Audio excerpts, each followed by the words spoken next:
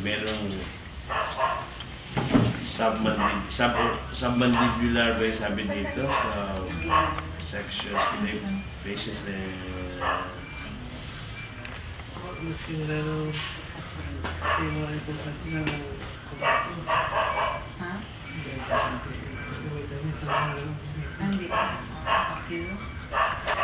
graduate po yan yung last 2000 5 years ago to the record. 2004 po yan. So itong, kasi medical report, sa abroad to. Doon una na-diagnose na meron kang... So paano nagsimula yan? Bumuko lang po siya ng maliit lang. Kumagal ng 4 years. Tapos yung last January, yung pagdalabak yung nanganak ako yung so sa abroad na pick up to, no? 2004. Maliit na mass. Maliit lang po siya.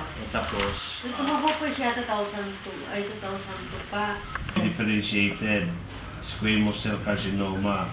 Yan ang ginawa na radiation ka. No? Tinanggal yung mass. Tinanggal yung kumisinang. Wala rin, biopsy nila yung aspiration. Ang tawag niyan, fine needle aspiration biopsy. Fine needle. No? So, kinunan, yun na yun, biopsy na yun. Yan lang. Tapos, na-radiation. Ilang session ka ng radiation? Naka-apat ata yan. Tapos yung chemo mo, one cycle lang. Cisplatinum saka F5FU. Okay. This was, the last chemo mo was 2004. Yung doon ako sa... One cycle. Ang radiation is 4.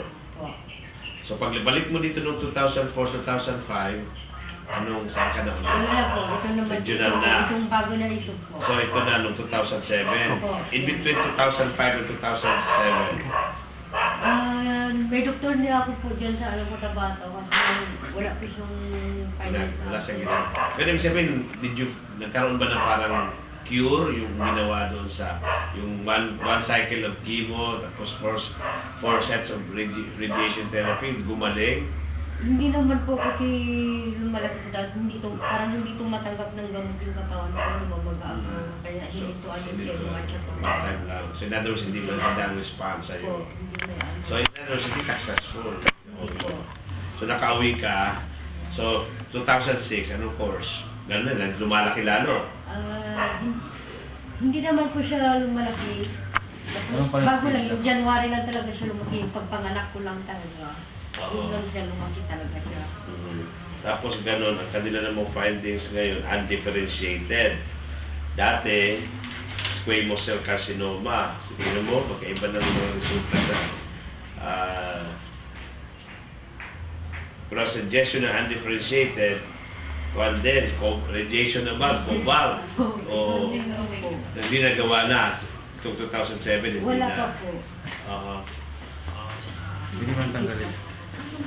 Doon sa tabi. Hindi po nanganak.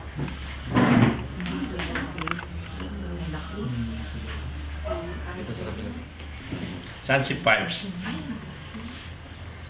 Ayan po, dito na po. Okay. Dito na, nilipat yung kwan dito. So nung nasa abroad ka, gaano kalaki yan? Maliit pa po. So ito, parang ngayon lumalabas, parang mga 3 inches. Ang between 2 to 3 inches siguro. Yeah, no? Sabihin natin mga 2. Mga 2 to 3. Length and... so, ang stand nila is hindi gagalawin. Wala silang plano na i-excise. Wala naman po. Yung doktor ko po, yung si doktor... Sa regional, wala din balak na tanggalin. Wala. Yung last week, sabi nila operahan daw. Operahan, oo. Then, pagdating ng doktor, sabi niya hindi naman operahan kasi nasa punch siya ng ugat. Yung pagkasabi po ni Dr. Lugto. Madugo. Kasi sabi ni Dr. Lugto, maraming ugat na maliliit dyan. Dadami daw yung ugat sa loob. Maraming makamapiktuan, mag-spray. Pinaka-best nito talaga is cobalt. radiation plus chemo ulit. Ang problema yung chemo, kung anong klaseng chemo ang babagay sa kanya. No? Ngayon, as I've said, no, alternative medicine, may mga studies na yung bang mga tumor na hindi ino-opera o habang nag-aantay, you take mangosteen kuan, a supplement lang yun, pero it might shrink, no? Pwedeng gano'n. Ngayon, ang available na capsule, yung MX3. No, MX3. Na ina-advertise sa radyo, mangosteen yun. Supplement yun na somehow, we hope na sana mag-shrink. Hindi ka agad-agad, pero as you take it, no? May anti-tumor effect kasi mangosteen eh. No? Lalo na kung hindi siya nahiyang sa chemo. Kung walang chemo na babagay, tapos hindi pa rin ang radiation. Pero ang kwan talaga dito is radiation plus chemo. Ang mapito ng kwan yan, hindi siya makanguya mabuti. Di na talaga. Hindi siya makanguya. Hindi na ma-open yung kwan yan. Tapos hindi siya makakain mabuti. Hindi makakain. Kaya nga. Dito naman daw, ang paglunok ko, wala nang problema dito sa lalamunan ko. Kaso lang, hindi na mabuka yun. Lalaki na kasi, halos kumalat na. Kumalat na dito nga, parang may nakakapako, meron na rin dito. Oo, meron. Dito na po si Dr. sa mga din ng biopsy ng kabato. Ito yung resulta dyan. Oo, yan na yung Undifferentiated dito. Ito malaki, wala silang kinuha. Wala po dito, walang kinuha. Ito. Undifferentiated itong dito. Tapos ito yung last week lang na pa naman Sa sa regional. Referral namin sana dito sa dami. kasi ipakuan kasi nila, ipa-admit nila. Dito. Bakit may cobalt pa sa regional? Hindi, Wala po. pinadmit nila doon, tapos pinagdagan ng dugo. Oo, dugo lang. Okay naman ngayon ang kulay niya. So, okay yan. Ba't hindi nyo kayo? Kunyari cobalt, dito sa regional. May cobalt pa daw dyan? Sabi ko natin sa kabato. Dito sa Davao Medical Center. Kailan makobalt to? At least mag-shrink na konti. Kasi sabi ko mangosteen, we just hope na may konting dahan-dahan niya. Pinaka-best talaga niya na medyo makontrol mo radiation. Kasi ginawa na sa ito, na ba? 4 years? 4 cycles?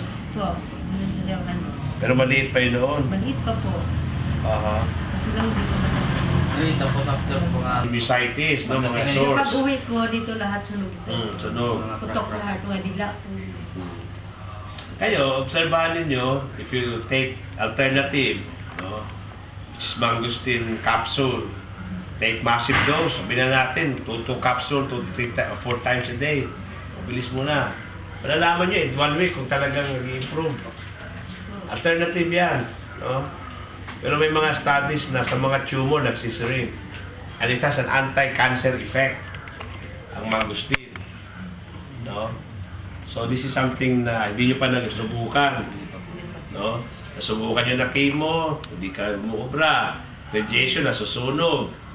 Kung iulitin ng radiation ngayon, ganun pa yung mangyayari, posibleng masunog ulit. So we will choose an alternative, which is mangosteen. Huwag kakabilin dyan, MX3.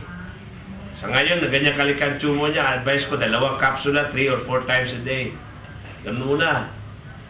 Madami. Mga 8 sa isang araw. And then, observan mo, ikaw mismo.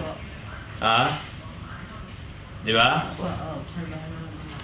Obserbahan. Let's say, tawagan natin yung, baka pwede kayo makabili doon ng discounted rate. Sa harapan ng regional to, habang nag-aantay kung maoperahan o hindi, no? ano maganda yun? Walang kotabato daw, sabi ni Father. Wala. Ako malakas ang feeling ko na ikaw mismo mararamdaman hindi magkaroon ng mga tumor. Mahusay ang mangosteen. Yun nga lang, yung mga balat, ang nilalaga mo, balat. Nilalaga po yung Hindi gano'n, nasusunog yung balat. Pagka, ang proseso niyan, yung mga kapsula, mayroong tamang proseso kung paano makuha yung santol. Hindi lalagain, hindi pure. Yung balat, ang pag-dry, sunlight. Tapos, pag dry na, yun ang nilalagay nila sa kapsula. Ito process na. Kung gano'n, kung dry, pag dry na, saka mo siya kainin. Hindi pala yung iba. Medyo ano kasi 1 week na kasi yung kasi Oo. ano ko.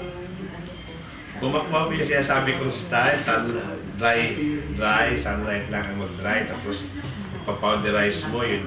Pero ngayon na first, kuhan muna, kapsula muna, pagtsagaan nyo munang bilihin. Pagtsagaan nyo munang bilihin.